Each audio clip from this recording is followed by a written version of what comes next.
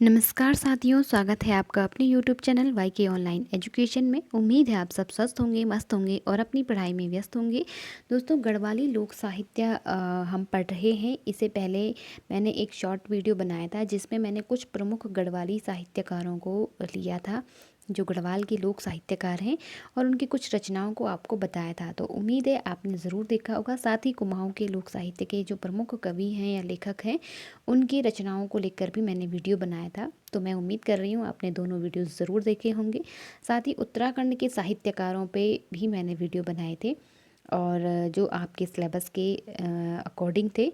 तो सारे वीडियोस आप ज़रूर देख लीजिए, आपको बहुत हेल्प मिलेगी। तो शुरू करते हैं आज का ये वीडियो। इसमें गढ़वाली लोक साहित्य के बारे में हम पढ़ेंगे, जानेंगे कि गढ़वाली लोक साहित्य का आरंभ कहाँ से हुआ, कैसे हुआ। और इसमें जो भी इम्पोर्टेंट चीज़ें होंगी, आप अपनी कॉपी पेन ले करके बैठ जाइए आराम से और नोट करिए, नोट करते रहिए। तो चलिए शुरू करते हैं। देखिए, सबसे पहले है गढ़वाली भाषा में पद्य साहित्य का प्राचीन परंपरा है। यानी कि हम कह सकते हैं कि जो गढ़वाली भाषा में पद्य यानी कि कविताएं हैं, वो प्राचीन परंपरा से ही चली आ रही हैं। उसका अपना गौरवमयी अतीत और स्वर्णिम वर्तमान है। जाहिर है भविष्य भी उज्जवल होगा। गढ़वाली लोक काव्य के अंतर्गत लोकगीतों का विशिष्ट स्थान है। विशिष्ट इसलिए कि लोकगीत लोक अभिव्यक्ति के वे सरलतम स्वरूप हैं जिनसे लोकमानस तादात्म्य अनुभव करता है। इसलिए भी कि इनका वर्ण विषय लोक हृदय में परंपरागत रागात्मक मंथन के बाद सटीक अभिव्यक्ति पाता है। वर्ण विषय भाषा शैली और संगीत की संप्रक्ति के स्तर पर होने वाली इस गहन रागात्मक अभिव्यक्ति के सरलतम और सर्वग्राह्य होने के कारण इन तीनों की विशिष्टता स्वयं सिद्ध है। इसलिए इन गीतों की विशिष्टता स्वयं सिद्ध है। इसलिए इन गीतों ने गढ़वाली शिष्ट काव्य को वर्ण विषय, भाषा शैली, अलंकार, चमत्कार अथवा सहजोक्ति अनेक स्तरों पर प्रभावित किया है। यानी कि जो गढ़वाली लोक साहित्य है, जैसे हमने कहा कि प्राचीन परंपरा से ही वो चला आ रहा है। हालांकि आज भले ही जो गढ़वाली साहित्य है वो लिखित रूप में हमें प्राप्त है, लेकिन जब लोग लिखे पढ़े नहीं थे तब भी इससे पता चलता है कि तब भी लोक साहित्य जो है काव्य परंपरा चली आ रही है प्राचीन से ही। ठीक, इसके बाद जो है लोक गाथाओं के कथानकों का आश्रय अनेक कवियों ने ग्रहण किया है, जैसे सदैई। तो देखो, जो लोक गाथाएं हैं उनमें एक गीत आता है सदैई गीत, जिसके लेखक हैं तारादत्त गैरोला। तो आपसे प्रश्न ऐसे ही बीच से कहीं से उठा करके बनेंगे, इसलिए मैंने इस डीप सेशन को आज लिया है यहाँ पे, क्योंकि मैंने अभी तक जितने भी वीडियो बनाए थे वो आपको वही चीज़ें बताई हैं जो शॉर्ट में कह सकते हैं, या इम्पोर्टेंट चीज़ों को कम समय में मैंने अधिक चीज़ें आपको बताने का प्रयास किया है। लेकिन आप लोगों के कमेंट आ रहे थे कि मैम जो गढ़वाली लोक साहित्य है उसको डिटेल से करा दीजिए, तो इसलिए मैंने ये वीडियो लिया है। और इसमें जो भी आपको बीच में लगेगा इम्पोर्टेंट रचनाएं, उन्हें आप नोट करते रहिए और मैं यहाँ से उसे हाईलाइट कर दूँगी। तो चलिए देखो, यहाँ पे सबसे पहली चीज़ तो आपको यही हाईलाइट करनी है कि जो सदैई गीत है वो जो किसने लिखे हैं, तारादत्त गैरोला ने लिखे हैं। इन पर मैंने सेपरेट वीडियो भी बनाया था। ठीक है, फिर है बाटा गोड़ाई, बलदेव प्रसाद शर्मा की ये एक रचना है। बाटा गोड़ाई का मतलब होता है रास्ते में गुड़ाई करना। ठीक है, नागरजा कन्हैया लाल डंडरियाल की ये रचना है।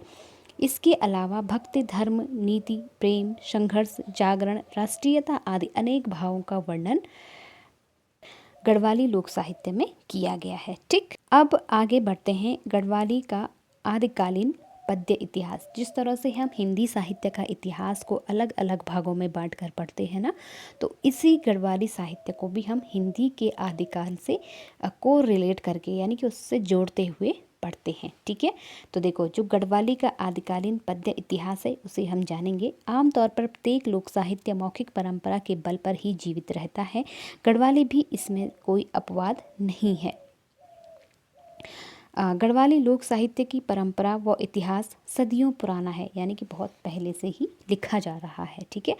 मांगल और जो सबसे पुराने गीत जो हैं, जब क्योंकि आज तो हम वर्तमान समय में लिखित साहित्य देख रहे हैं, लेकिन पहले क्या था, जब लेखन की परंपरा विकसित नहीं हुई थी, जब लोग पढ़े लिखे नहीं थे, तब मौखिक ज़्यादा चलते थे। जैसे मांगल, जो शादी विवाह में गाए जाने वाले गीत होते हैं, उन्हें मांगल कहते हैं। अब ऐसे भी प्रश्न आपसे पूछे जा सकते हैं, इसलिए आपको ये जानकारी भी रखनी आवश्यक है। ठीक है, कि मांगल कौन से गीत होते हैं। तो जो शादी विवाह या शुभ मंगल कार्यों में जो गाते हैं, उन्हें मांगल कहा जाता है। जागर हो गया, जागर जो कि देवी देवताओं को के आवाहन से संबंधित गीत होते हैं। ठीक है। पवाड़े हो गई, पवाड़े तो 1000 वर्ष से भी पुराने माने जाते हैं। ये जो गीत हैं मांगल, जागर, पवाड़े, ये 1000 वर्ष से भी क्या हैं, पुराने हैं। ठीक है।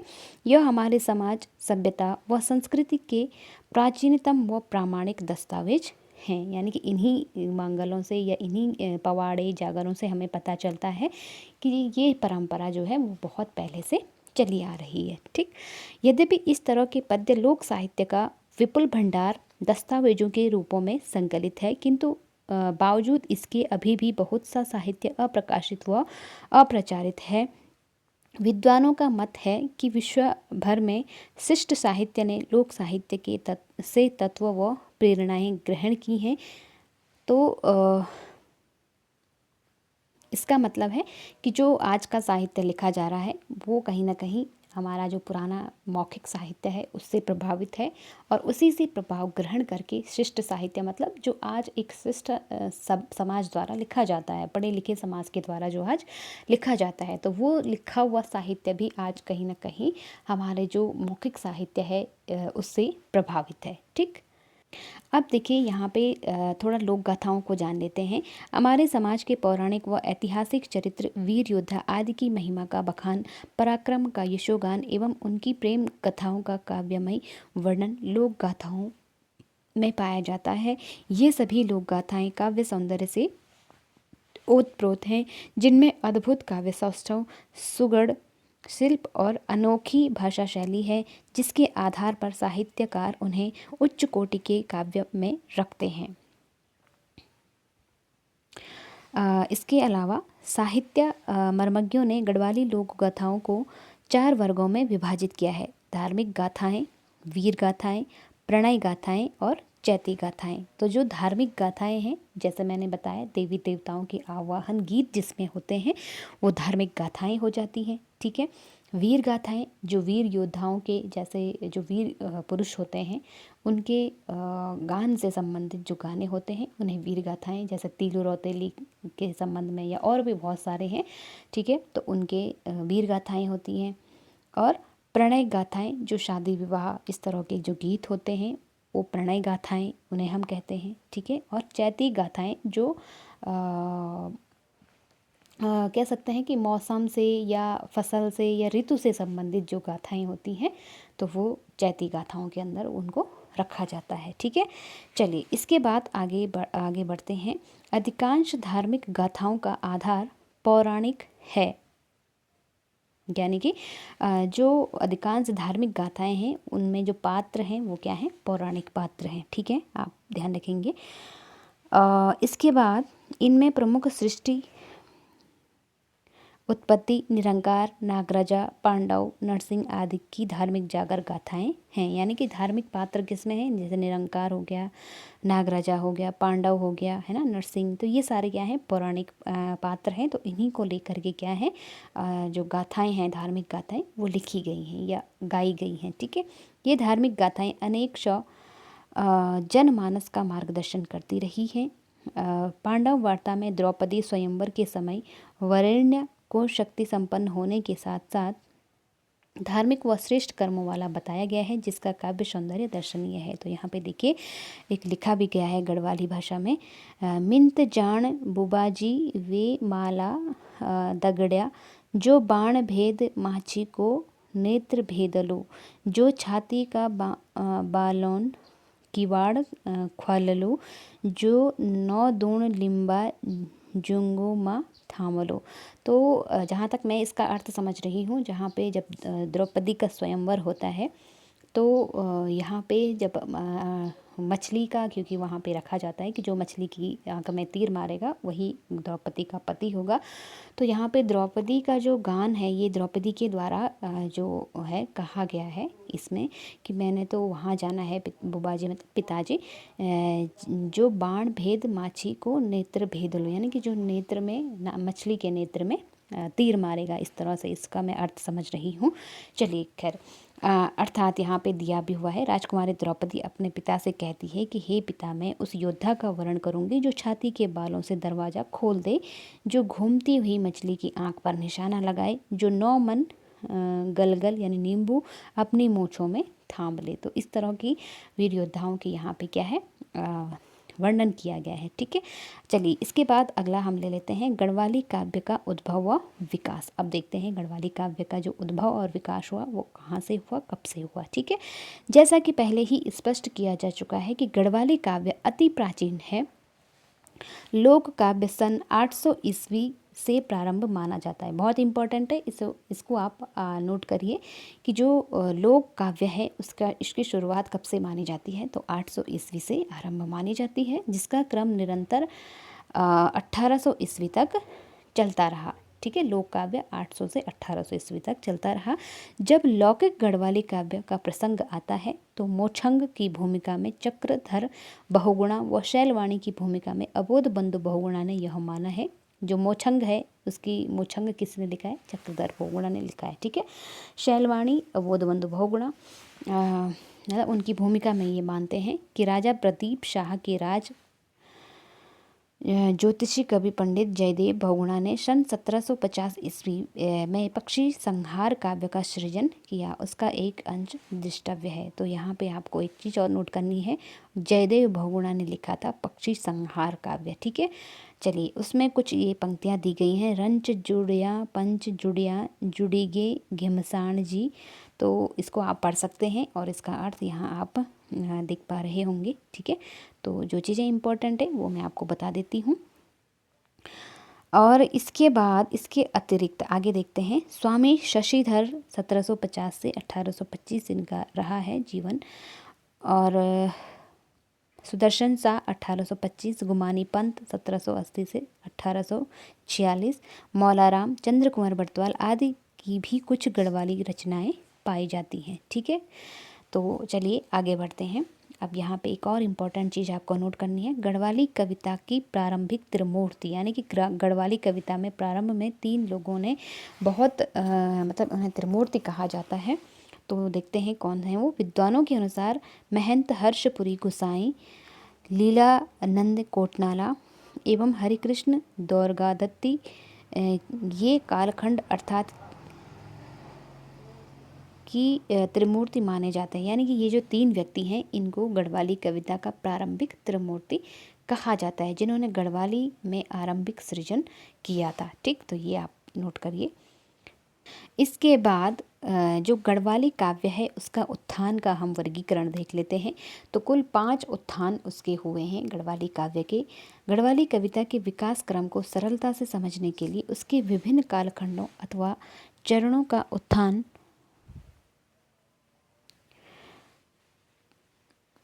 के अंतर्गत अध्ययन सुविधाजनक होगा।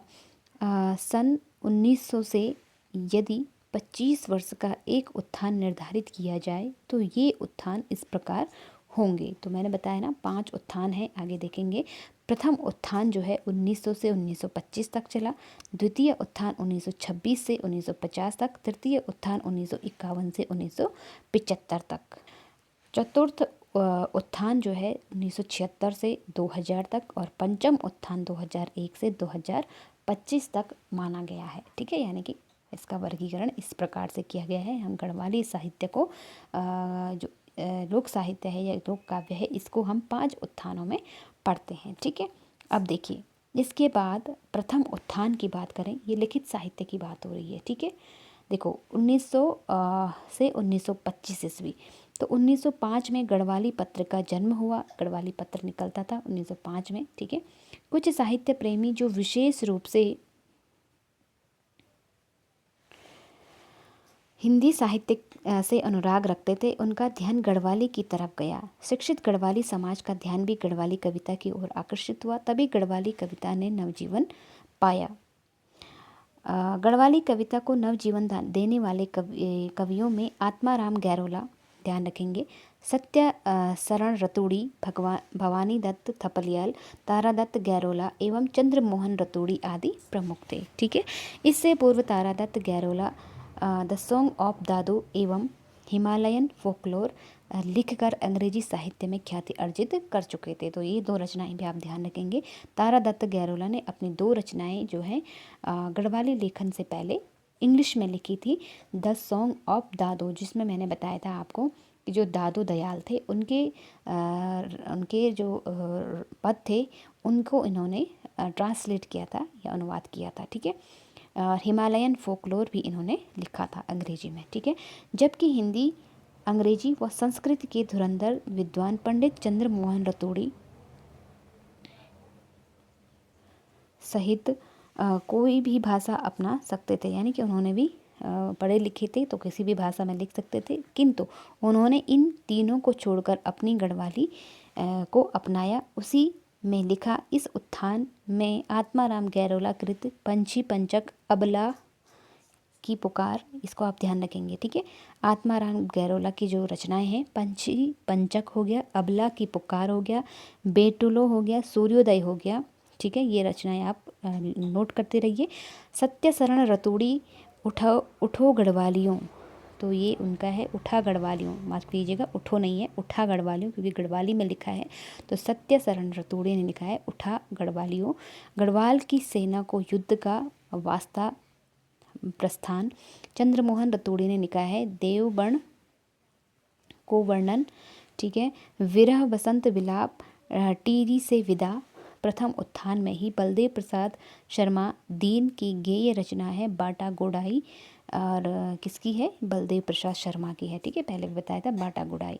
तारादत्त गैरोला की सदैई है, जागृत स्वप्न है 1921 में, तथा शिव नारायण सिंह बिष्ट कृत गढ़ो सुमियाल उल्लेखनीय हैं। ठीक है, तो आप इनको बिल्कुल एकदम कंठस्थ करिए, क्योंकि इन्हीं में से कोई रचना आपसे उठा करके पूछ ली जाएगी। ठीक है, इसके अतिरिक्त शशि शेखरानंद सकलानी, देवेंद्र दत्त रतूड़ी, गिरिजा दत्त नैथानी, सुरदत्त सकलानी, अंबिका दत्त शर्मा, मनमौजी, रत्नांबर चंदोला एवं सदानंद कुकरेती आदि भी महत्वपूर्ण हैं। ठीक है, इस युग की रचनाओं में राष्ट्र प्रेम, देश हित, अब देखो जो लिखा गया था शुरुआती जो गढ़वाली काव्य है उसके विषय क्या रहे हैं, तो उनको हम देख लेते हैं। राष्ट्र प्रेम हो गया, देश हित हो गया, धार्मिक भावना हो गया, नारी दुर्दशा हो गया, स्तुति हो गया, चेतावनी आदि विनय प्रस्तुत मुख्यतः द्रष्टव्य है। ठीक है, भाषा में संस्कृत निष्ठ गढ़वाली का पुट पाया जाता है, यानी कि थोड़ा बहुत उन्होंने क्या किया है, गढ़वाली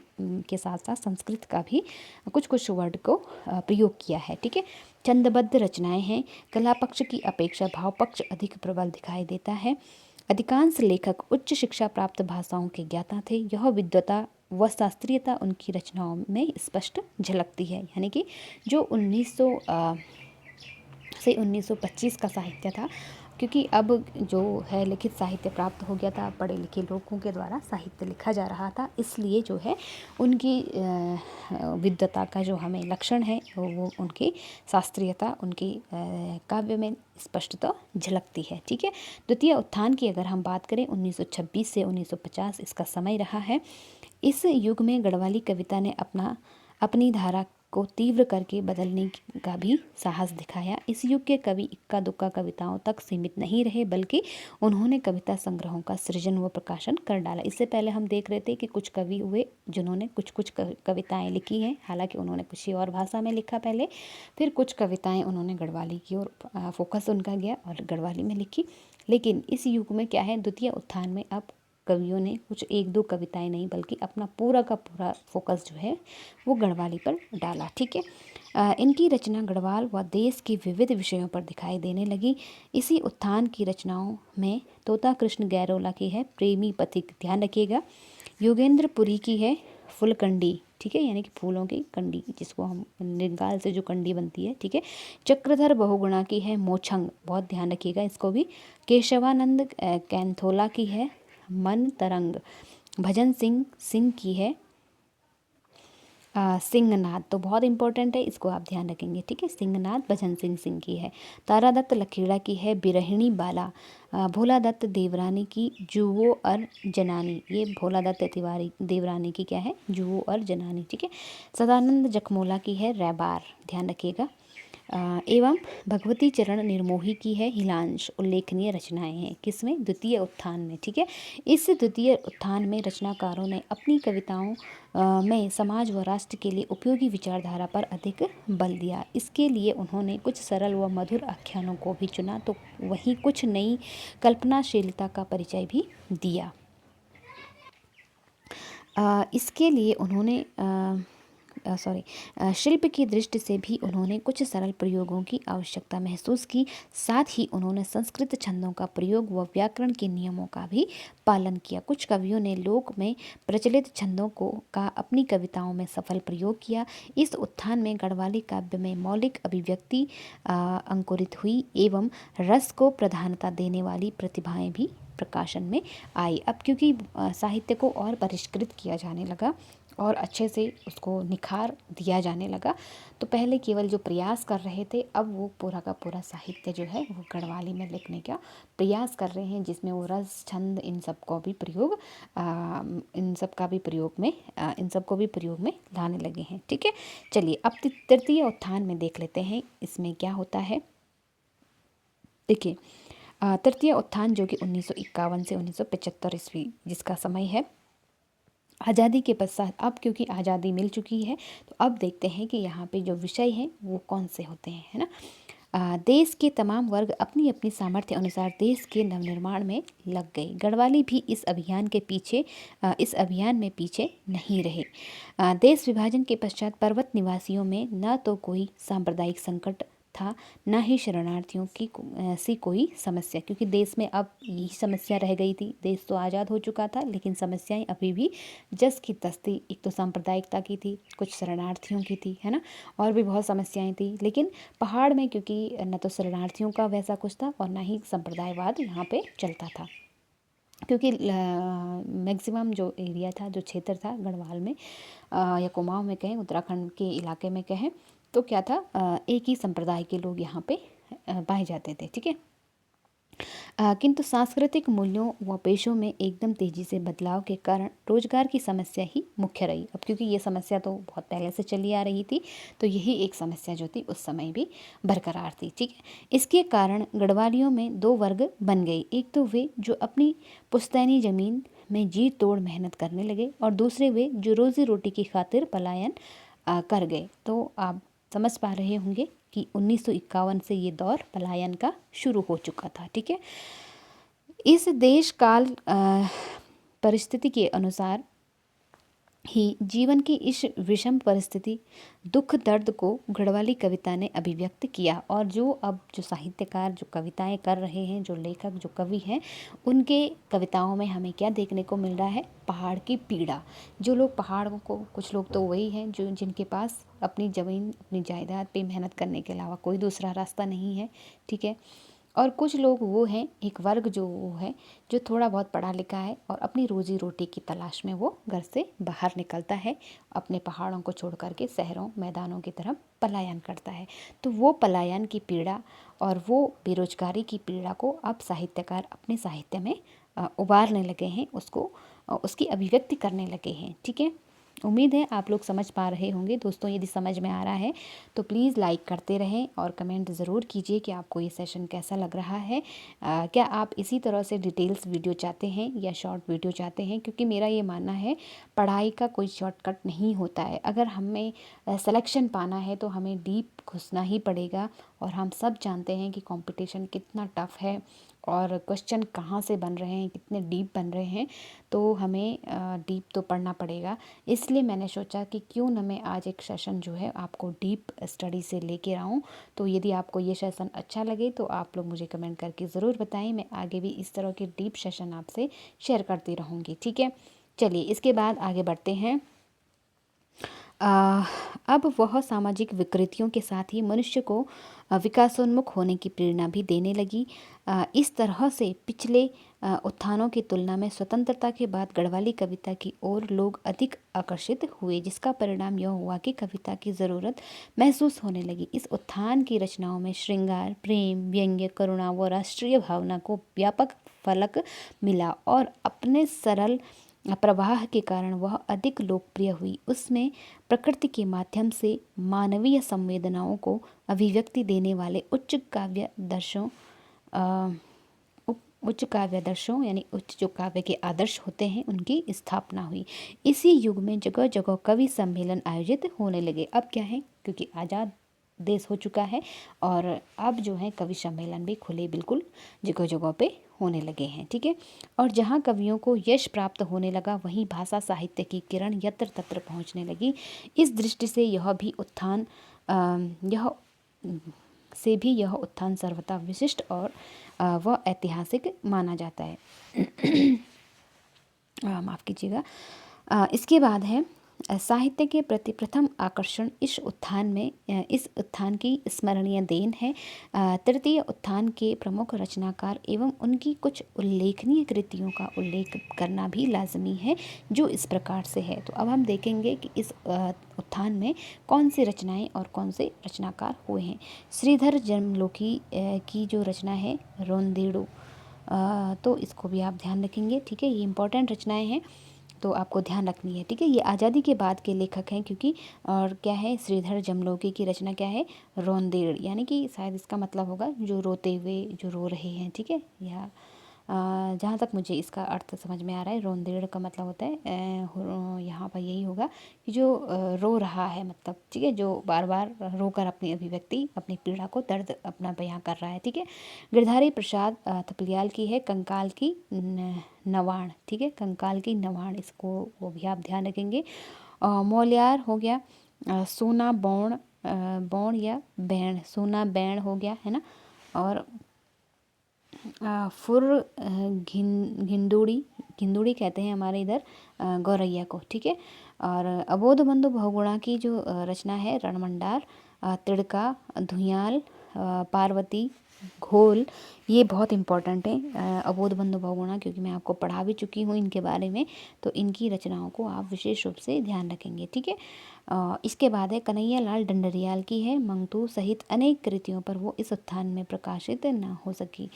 और इसके बाद है डॉक्टर उमा शंकर सतीश की खुदेड़ है, जीत सिंह नेगी की गीत गंगा है, और जोल मंगरी जीवानंद की रचनाएं हैं। ठीक है, अब देखो इसके चतुर्थ उत्थान में हम प्रवेश करते हैं। इसमें देखते हैं कि क्या यहाँ पे विषय रहे हैं और यहाँ पे हमारे गढ़वाली साहित्य में क्या परिवर्तन आता है। ठीक है, चलिए इसमें आप देखिए चतुर्थ उत्थान जो है 1976 से 2000 ईस्वी, इस अवधि में जब देश भर में राष्ट्रीय सांस्कृतिक पुनर्जागरण होने लगा तो इसी के साथ वैज्ञानिक दृष्टिकोण एवं मानवीय मूल्यों की तरफदारी और की ओर गढ़वाली रचनाकारों का रुझान भी हुआ।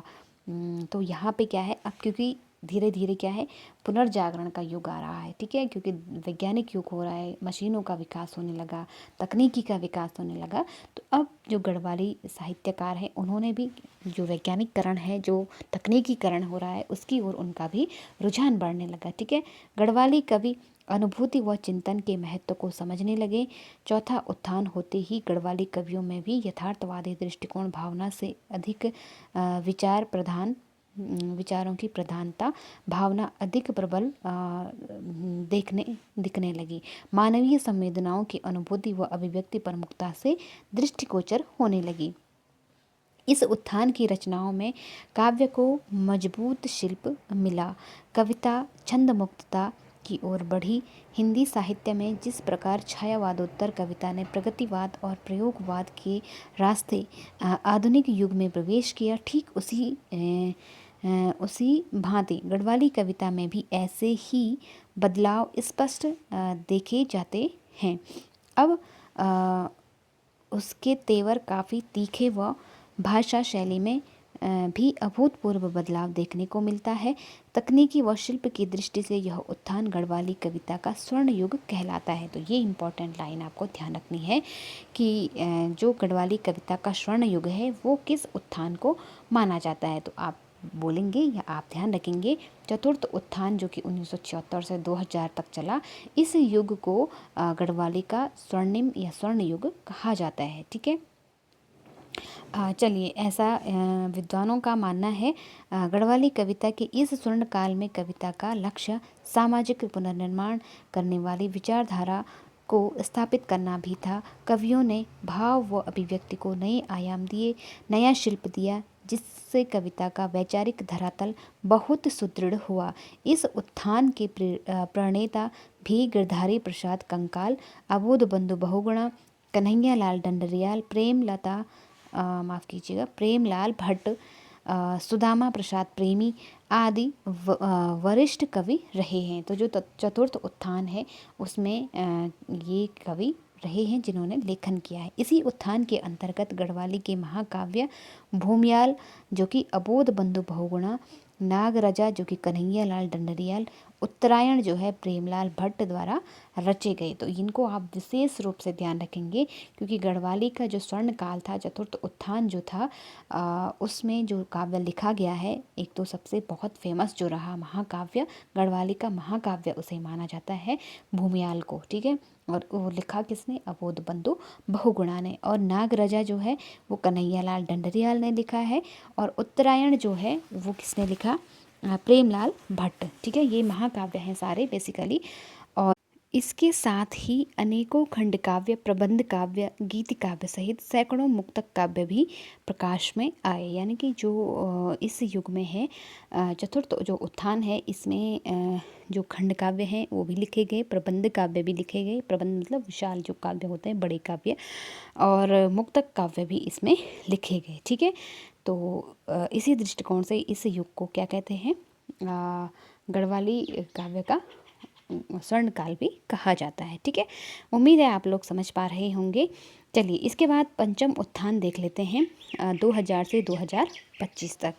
तो इसका जो है चतुर्थ उत्थान के दूसरी व तीसरी पीढ़ी के कवि पंचम उत्थान के भी सक्रिय व चर्चित कवि हैं। यानी कि जिन्होंने दूसरे और तीसरे उत्थान में लिखा है वो जो है अभी भी क्या है? सक्रिय रूप से चर्चित कवि हैं। इसके अतिरिक्त बहुत से नए कवि भी इस उत्थान से जुड़े हुए हैं।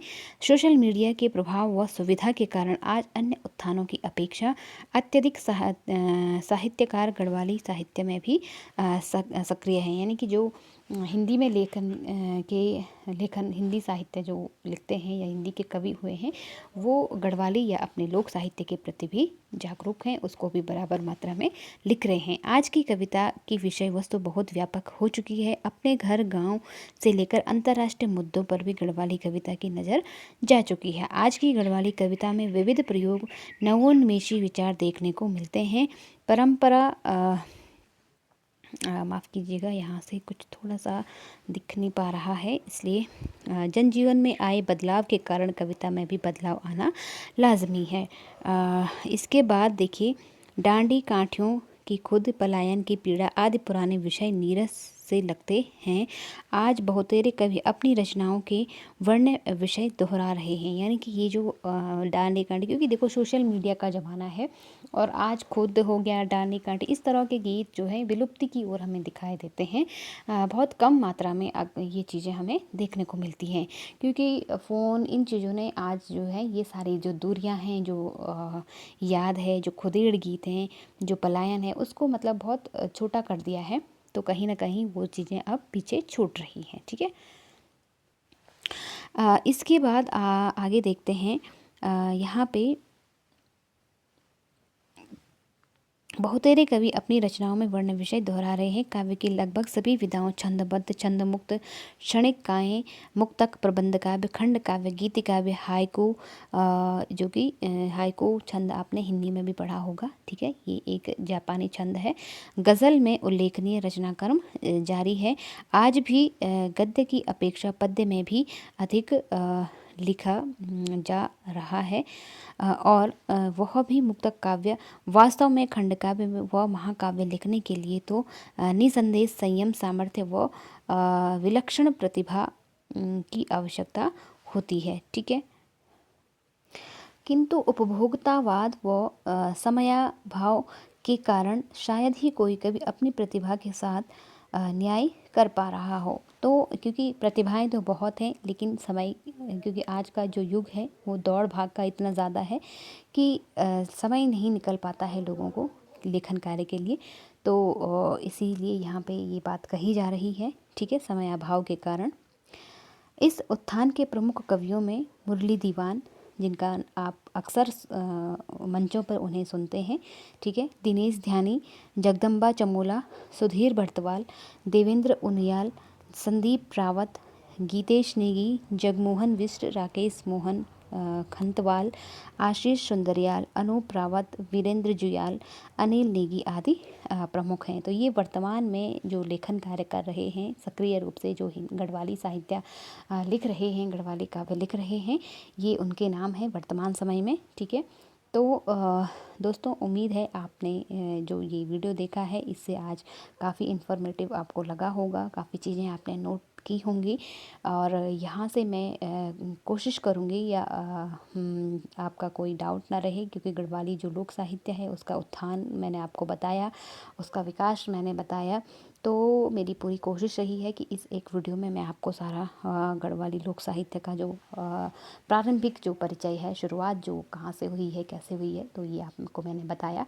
तो उम्मीद है आप लोगों को ये जानकारी अच्छी लगी होगी। क्या आप इस तरह की डिटेल्स वीडियो चाहते हैं? आप मुझे कमेंट करके ज़रूर बताएं, क्योंकि मुझे ऐसा लग रहा है कि समय कम है आप लोगों के पास, तो शायद आप लोग शॉर्ट नोट्स चाह रहे होंगे। लेकिन जितने भी मेरे पास नोट्स थे, शॉर्ट नोट्स गढ़वाली या उत्तराखंड साहित्य के थे, वो मैं आपको दे चुकी हूँ। और अभी मैं कोशिश कर रही हूँ, जो साहित्यकार छूट गए हैं हमारे, उन पर मेरी भी बराबर आपके साथ साथ रिसर्च जारी है। आपकी मैं पूरी कोशिश करूँगी आपकी मदद करने की। और दोस्तों मेरे पास कुछ जो मेरे नोट्स हैं वो आपका जो सेकंड पेपर है 50 नंबर का, जिसमें जो दर्शन शास्त्र है या बीएड के जो 4 पेपर थे उनके कुछ नोट्स हैं। तो यदि आप चाहें तो मैं उन्हें भी आपसे शेयर कर सकती हूँ। यदि आप उनकी तैयारी कहीं से कर रहे हैं तो आप मुझे कमेंट करके ज़रूर बताएं। और यदि आप वो नोट्स भी चाहते हैं तो भी मुझे ज़रूर बताएं, मैं आपसे ज़रूर शेयर करूँगी। तो उम्मीद है आप लोगों को आज का वीडियो अच्छा लगा हो। यदि अच्छा लगा तो लाइक शेयर ज़रूर कीजिएगा। मिलते हैं अगले सेशन में अगले वीडियो के साथ। तब तक के लिए आप लोग पढ़ते रहें, अपना और अपनों का ध्यान रखें। नमस्कार।